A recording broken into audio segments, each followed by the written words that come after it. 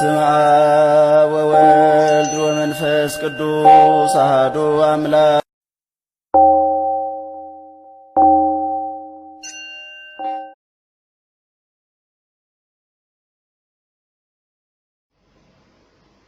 በስመ አብ ወወልድ ወመንፈስ ቅዱስ አሐዱ አምላክ አሜን። የእግዚአብሔር ቤተሰቦች የእመቤታችን የቅድስተ ቅዱሳን የንጽሕተ ንጹሐን የድንግል ማርያም የአስራት ልጆች የቅዱሳን ወዳጆች በኃያሉ በልዑል እግዚአብሔር ፍጹም ሰላምና ፍቅር እንደምን ሰነበታችሁ? እንደምን ቆያችሁ? በሀገር ውስጥም በውጭ ሀገርም ያላችሁ የልዑል እግዚአብሔር ልጆች እንደምን ቆያችሁ? አሜን። እስከዚህ ሰዓት ያደረሰን እስከ ሞት ድረስ የወደደን አምላካችን እግዚአብሔር ጌታችን መድኃኒታችን ኢየሱስ ክርስቶስ የተመሰገነ ይሁን። የፍጥረታት እናት የሰማይና የምድር ንግሥታችን የምህረት መዝገብ የፍቅር እናት እመቤታችን ቅድስት ድንግል ማርያም የተመሰገነች ትሁን። ቅዱሳን በየደረጃቸው የተመሰገኑ ይሁኑ።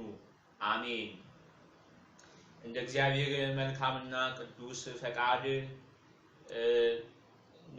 ታላቅ ለሆነችው በፍቅር ለምትጾመው ለፍልሰታ ጾም ወይንም ለማርያም ጾም ደርሰናል። በዚህም እግዚአብሔርን እናመሰግናለን። ምክንያቱም ይቺን ቀን በጉጉት ናፍቀው ሳያዩዋትና ሳያገኟት የሄዱ ወደ እግዚአብሔር የሄዱ ብዙዎች አሉና እኛን በሕይወት ጠብቆ እስከዚች ሰዓት አድርሶ ለዚች ታላቅ የፍቅር የበረከት የምህረት ጾም ለሆነችው ለማርያም ጾም ስላደረሰን እግዚአብሔር አምላካችን ክብር ምስጋና ይግባው። አሜን። በመጀመሪያ ደረጃ ፍልሰታ ማለት ምን ማለት ነው የሚለውን ስንመለከት ፍልሰታ ማለት ከግዕዝ ፈለሰ ከሚለው የግዕዝ ቃል የወጣ ሲሆን ይኸውም ከአንድ ቦታ ወደ አንድ ቦታ ለቆ መሄድን ወይንም መሰደድን ወይንም መፍለስን ያመለክታል። ይኸውም የቅድስት የእመቤታችን የድንግል ማርያም ቅዱስ ሥጋ ከጌቴሰማኒ ወደ ገነት መፍለሱን በኋላም በገነት በዕፀ ሕይወት ስር ከነበረበት መነሳቱን ለማመልከት የሚነገር ነው።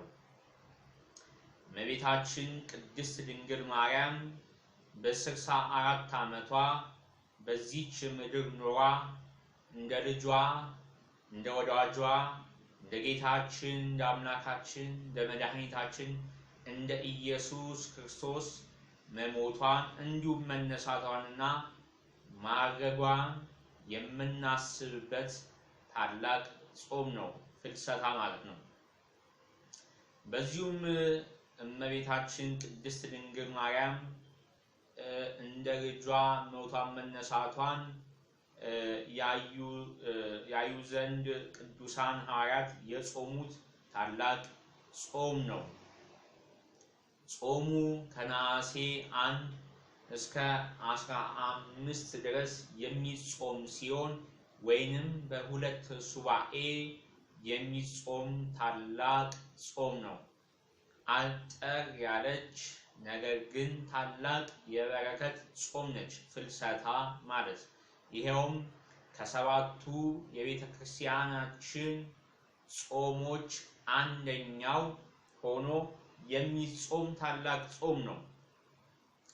በመሰረቱ አመጣጡ እንደምን ነው ቢሉ ምክንያቱም አባቶች ነገር ከስሩ ውሃ ከጥሩ እንዲሉ መነሻው ምንድነው ብለን የፍልሰታ ጾምን ስንመለከት አንደኛ እመቤታችን ድንግል ማርያም የሞተችውና በስጋ ያረፈችው ጥር 21 ቀን በ49 ዓመተ ምህረት ወይንም ጌታችን ኢየሱስ ክርስቶስ ከተወለደ በ49 ዓመተ ምህረት በ49 ዓመተ ምህረት ነው። ይኸውም ቅዱሳን ሐዋርያት ሊቀብሯት ወደ ጌቴሰማኒ ይዘዋት በሄዱ ጊዜ አይሁዶች በቅናት በምቀኝነት በተንኮል በክፋት ተነሳስተው አይ ከዚህ በፊት ልጇ ሞቶ ተነስቷል ከተነሳም በኋላ ወደ ሰማይ አርጓል ብለው ህዝቡን እያስተማሩ እያሳሳቱ ቆይተዋል ሐዋርያቶች። አሁንም ደግሞ እናቱን ድንግል ማርያምን እንደ ልጇ ሞታ ተነስታ አርጋለች ብለው ህዝቡን እያስተማሩ ያስቱ ነው ብለው አይሁዶች በምቀኝነት ተነስተው ስጋዋን ከሐዋርያቶች ሊቀሙ ወደ ሐዋርያቶች ቀርበው አንድ ታውፋን የሚባል አይሁድን ልከው ታውፋን የእመቤታችን የቅድስት ድንግል ማርያምን ቅዱስ ስጋዋን ካረፈችበት ሐዋርያት ይዘዋት ከሚሄዱበት አልጋ ላይ ቀምቶ ያወርደው ቅዱስ ስጋውን ያወርደው ሲል ከእግዚአብሔር የታዘዘ ቅዱስ መልአክ ሁለት እጁን እንደቆረጠው የእመቤታችን ተአምረ ማርያም ላይ በግልጽ የተቀመጠ ነገር ነው። በዚህን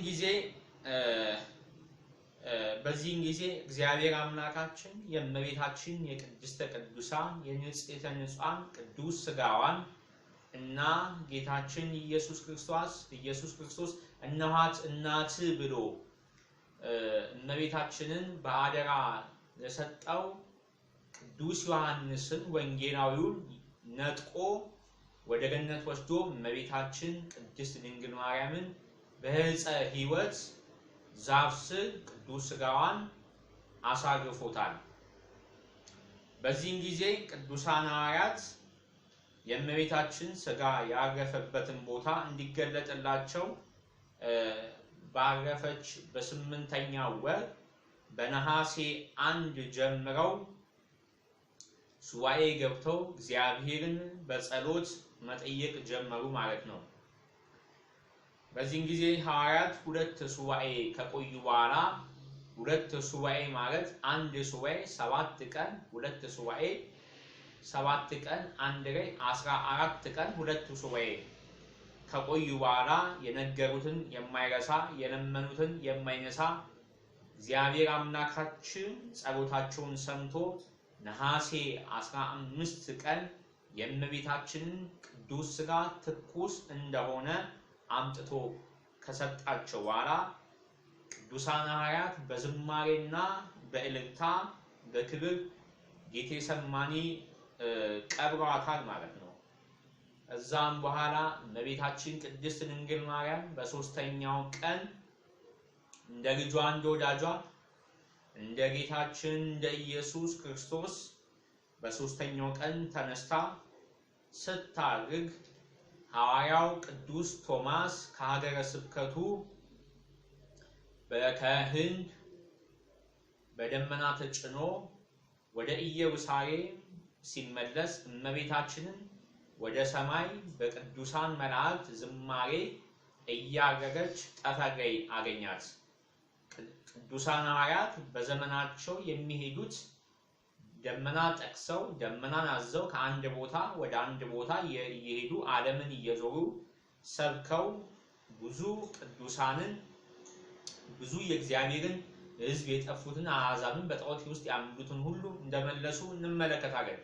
አሁን እኛ መኪና ተመቻችቶልን ትራንስፖርት ኖሮ ሁሉም ነገር ተመቻችቶ ነገር ግን ብዙ የእግዚአብሔርን የሚሆኑ ነፍሳትን መማረክ አቅቶን አንደበታችን ተሳስሮ ይልቁንስ ብዙ ነፍሳት በአሕዛብና በመናፍቃን እየተነጠቁብን ከተዋህዶ ሃይማኖት እየወጡብን አንድም ሰው መመለስ ያቃተን ጊዜና ዘመን ላይ ደርሰናል።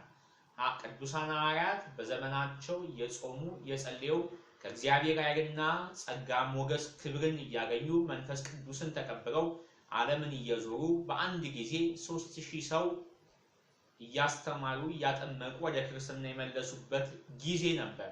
አሁን እኛ እንኳን 3000 ሰው ልንመልስ ቀርቶ 3 ሰው መመለስ እንኳን አቅቶን ራሳችንን ጠፍተን ሌላውን በግ ጠፍቶ በሚያሳዝን ሁኔታ በአሁን ሰዓት የሚታየው ነገር ይሄ ነው። እግዚአብሔር ይማረን።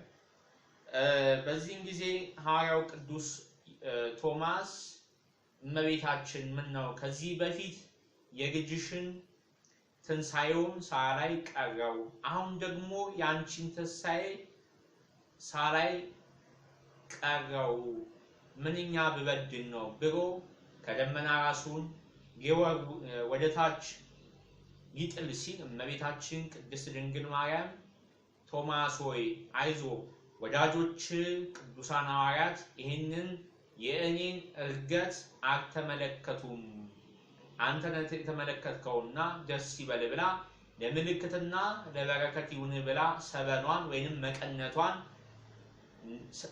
ከሰጠችው በኋላ ሐዋርያው ቅዱስ ቶማስ ወደ ቅዱሳን ሐዋርያት ወርዶ ሰላም ለእናንተ ይሁን ወንድሞቼ፣ የእመቤታችንን ነገር እንደምን አደረጋችሁ ቢላቸው ቅዱሳን ሐዋርያት አይ እመቤታችንንማ አርፋ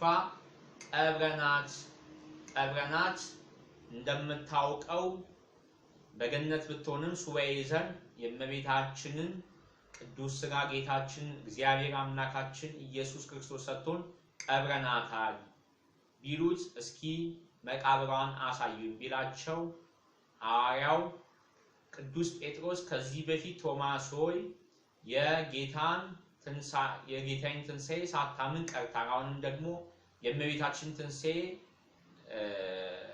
የእመቤታችንን ሞትና ረፍት አላምን ብለሃል፣ ምንኛ እምነቴ ቀዘቀዝን ብሎ ቢገስጸው ግድ የለም እስኪ እንመልከተው መቃብሯን ብሎ ከወሰዳቸው በኋላ መቃብሯን ቢያሳዩት መቃብሯ ባዶ ሆኖ አገኙት ይላል። በዚህም ጊዜ ሐዋርያት ቢደናገጡ ሐዋርያው ቅዱስ ቶማስ አይዟችሁ ወንድሞቼ ሆይ አትደናገጡ፣ እኔ የእመቤታችንን እርገቷን አይቻለሁ አታምኑኝ ብዬ ነው እንጂ ለምልክትና ለበረከት እንዲሆነን ይሄንን ሰበን ልካልናለች ወይንም ሰጥታኛለች ብሏቸው ለበረከት እንደተካፈሉ እንመለከታለን። ቅዱሳን መጽሐፍትን ይገልጻሉ። በዚህ ጊዜ በሰበኑን ለበረከት እንደተካፈሉት ይገልጽልናል። በቅዳሴ ጊዜ ዲያቆኑ ከመጾር መስቀል ጋር የሚይዘው ነጭ መቀነት የእመቤታችን ምሳሌ ነው። አንድም እሱ ነው። ሁለተኛም ደግሞ ሊቃውንት አባቶች መሪቶች የሚጠመጥሙት ጥምጣም አንድም የእመቤታችን የቅድስት ድንግል ማርያም ሰበን ምሳሌ ነው ማለት ነው። ታሪኩ እና አመጣጡ ይሄም ቢሆንም ነገር ግን የሐዋርያትን እግር የተኩ እና የሐዋርያትን ትምህርት የተማሩ ቅዱሳን ሐዋርያት ስብከት የተመለሱ ምእመናንና አገልጋዮች የሐዋርያትን እግር የተኩ አገልጋዮች ከእመቤታችን ከቅድስት ድንግል ማርያም ፍቅርና በረከት ጸጋን ለማግኘት ከእግዚአብሔር ምሕረትን ለማግኘት ዘወትር በየዓመቱ ከነሐሴ 1 ጀምሮ እስከ 15 በመጾም ይገኛሉ ማለት ነው። በዚህ ጊዜ በድጋሚ ቅዱሳን ሐዋርያት የእመቤታችንን ትንሣኤ እና እርገቷን ሐዋርያው ቅዱስ ቶማስ ተመልክቶ እኛ እንዴት ሳንመለከት እንቀራለን ብለው በመንፈሳዊ ቅናትና መነሳሳት በዓመቱ ልክ ነሐሴ 1 ድጋሚ ሱባኤ ገብተው በጌታችን ኢየሱስ ክርስቶስ በነሐሴ 16 ቀን በቅዱሳን መላእክት በጻድቃን በሰማዕታት ታጅቦ ወደ ምድር ወርዶ እመቤታችንን መንበር አድርጎ ቅዱስ ጴጥሮስን ንፍቅ ካህን አድርጎ ጌታችን ዋና ሰራይ ካህን ሆኖ ቅዱስ እስጢፋኖስ ቀዳሚ ሰማዕት ሊቀ ዲያቆናት ቅዱስ እስጢፋኖስን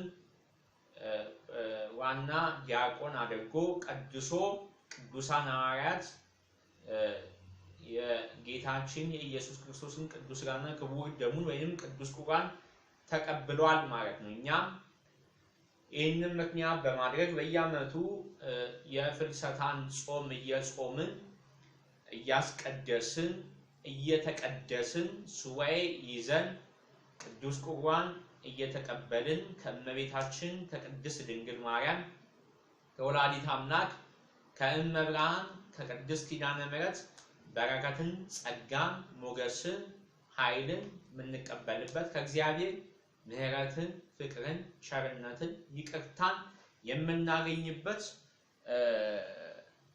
ታላቅ ጾም ነው ማለት ነው። ይሄ የፍልሰታ ጾም ማለት ነው። በዚህ በተለይ በአሁኑ ሰዓት ያለው የበሽታ የወረርሽኝ በሀገራችን በዓለማችን ያለው ይሄ ክፉ በሽታ እንዲቆም በሀገራችን የሚታየው ዘረኝነት ጫፍ የደረሰው ዘረኝነት የእርስ በርስ መገዳደል በየክፍለ ሀገሩ በዚህም ያሉ የክርስቲያኖች መገደል የቤተ ክርስቲያን መቃጠል እና ያለንበት ውስብስብ ችግሮች ሁሉ ይርቁ ዘንድ እግዚአብሔርን የምንማጸንበት ጊዜ ነው።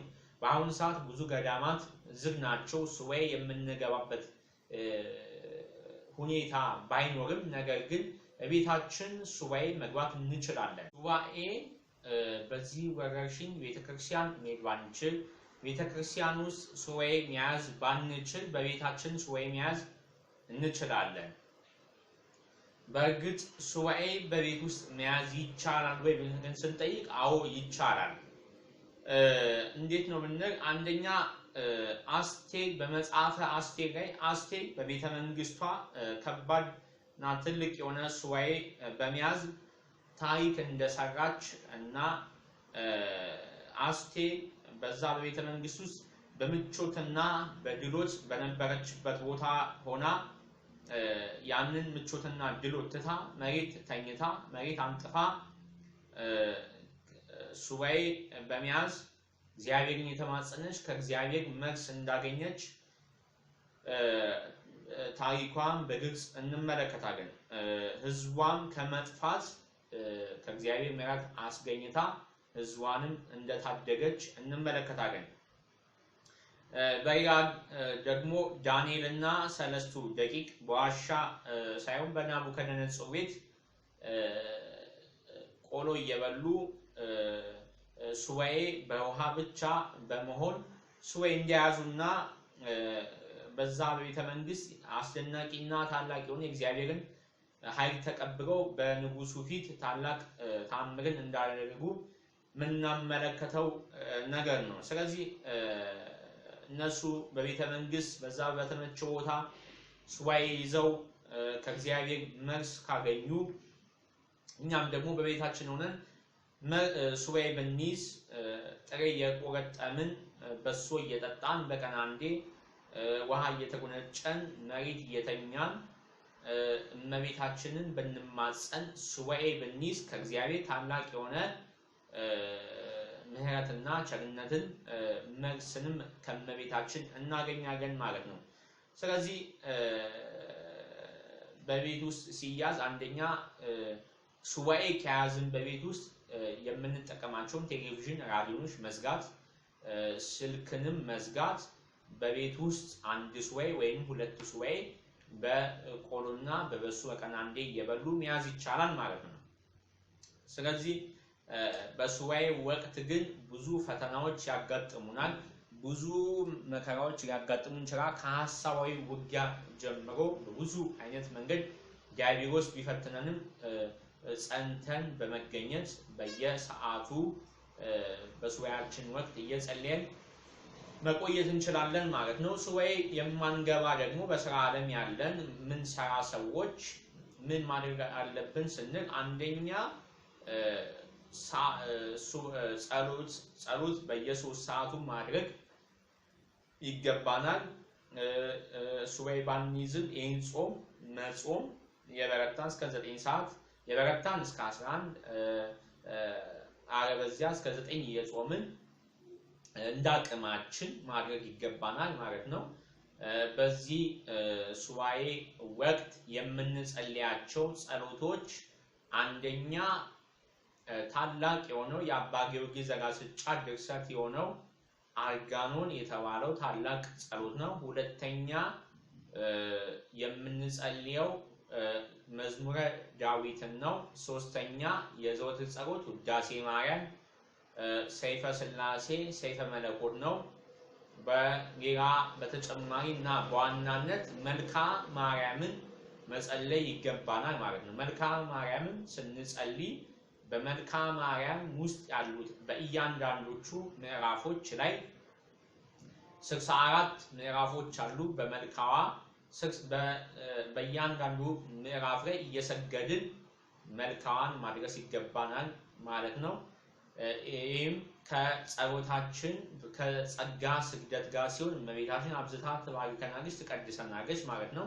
ሌላው ደግሞ የአምልኮ ስግደት ለእግዚአብሔር መስገድና መንበርከክ ያስፈልጋል ማለት ነው። ስለዚህ እንደዚህ በማድረግ ከእመቤታችን ከቅድስት ድንግል ማርያም በረከትን፣ ጸጋን፣ ሞገስን እናገኛለን ማለት ነው። ቅዱስ ቁርባን የተቀበልን በጌታችን በኢየሱስ ክርስቶስ መለኮታዊ ኃይልና ጸጋ እየተጎበኘን ይህንን ክፉ ዘመን መሻገርም እንችላለን። የቅዱሳንን በረከት መቀበል እንችላለን። ከእግዚአብሔር ምሕረትና ቸርነትን መቀበል እንጀምራለን ማለት ነው። የእግዚአብሔር በረከትና ፍቅር፣ ሰላምና ቸርነት ከሁላችን ጋር ይሁን። የእመቤታችን የቅድስተ ቅዱሳን የንጽሕተ ንጹሐን የድንግል ማርያም በረከቷ፣ ጸጓ፣ ሞገሷ፣ ረድኤቷ በእኛ ላይ ይደር። ቃል ኪዳኗ ጸሎቷ ይጠብቀን። አሜን። ወስብሐት ለእግዚአብሔር ወወላዲቱ ድንግል ወለመስቀሉ ክቡር አሜን። ይቆየን።